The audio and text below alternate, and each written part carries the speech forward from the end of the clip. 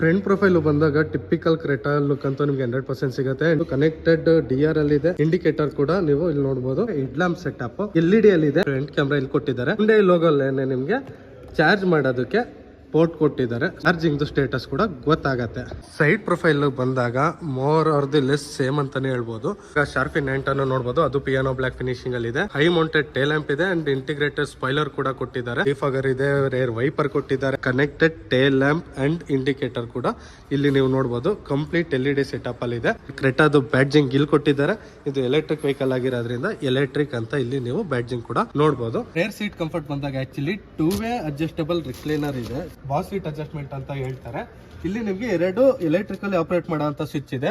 ಅದನ್ನ ಆಪರೇಟ್ ಮಾಡಿದ್ರೆ ಸೀಟ್ ಕೂಡ ಫಾರ್ವರ್ಡ್ ಹೋಗುತ್ತೆ, ಬ್ಯಾಕ್ವರ್ಡ್ ಬರುತ್ತೆ. ಸೊ ಎಷ್ಟು ಬೇಕೋ ಅಷ್ಟು ಕಂಫರ್ಟಬಲ್ ಆಗಿ ನಾವು ಇಲ್ಲಿ ಅಡ್ಜಸ್ಟ್ ಮಾಡಿ ಕೂರ್ಬೋದು. ಸೀಟ್ ಕಂಫರ್ಟ್ ಅಲ್ಲಿ ಆಕ್ಚುಲಿ ಹೆಡ್ ರೂಮ್ ಚೆನ್ನಾಗಿದೆ, ಲೆಗ್ ರೂಮ್ ಚೆನ್ನಾಗಿದೆ, ಎಲ್ಲ ಚೆನ್ನಾಗಿದೆ. ಬಟ್ ಅಂಡರ್ ಥೈ ಸಪೋರ್ಟ್ ಒಂದು ಕಮ್ಮಿ ಇದೆ.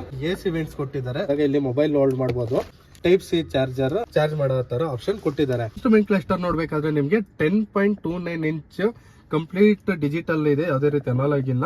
ಇನ್ಫೋಟೈನ್ಮೆಂಟ್ ಸಿಸ್ಟಮ್ ನೋಡ್ಬೇಕಾದ್ರೆ 10.25 ಇಂಚ್ ಇನ್ಫೋಟೈನ್ಮೆಂಟ್ ಡಿಜಿಟಲ್ ಕೊಟ್ಟಿದ್ದಾರೆ. Apple car play, Android auto ಪ್ರತಿಯೊಂದು ಕನೆಕ್ಟ್ ಮಾಡಬಹುದು. ವೈರ್ಲೆಸ್ ಚಾರ್ಜ್ ಮಾಡೋ ಅಂತ ಸ್ಪೇಸ್ ಇದೆ. ಬಿಟ್ರೆ USB ಇದೆ, ಜೊತೆಲಿ C ಟೈಪ್ ಇದೆ, ಜೊತೆಲಿ 12 ವೋಲ್ಟ್ ಸಾಕೆಟ್ ಕೂಡ ಕೊಟ್ಟಿದ್ದಾರೆ. ಫ್ಲೋಟಿಂಗ್ ಸೆಂಟರ್ ಕನ್ಸೋಲ್ ಅಂತ ಇದಕ್ಕೆ ನೇಮ್. ವಿನ್ ಕಪ್ ಹೋಲ್ಡರ್ ಇದೆ, ಎಲೆಕ್ಟ್ರಿಕಲ್ ಪಾರ್ಕಿಂಗ್ ಬ್ರೇಕ್ ಇದೆ, ಆಟೋ ಹೋಲ್ಡ್ ಇದೆ, ಜೊತೆಲಿ ಕ್ಯಾಮ್ರಾದು ಡೈರೆಕ್ಟ್ ಬಟನ್ ಇದೆ. ವೆಂಟಿಲೇಷನ್ ಸೀಟ್ ಡ್ರೈವರ್ ಮತ್ತೆ ಕೋ ಡ್ರೈವರ್ ಸ್ವಿಚ್ ಇಲ್ಲಿ ಕೊಟ್ಟಿದ್ದಾರೆ.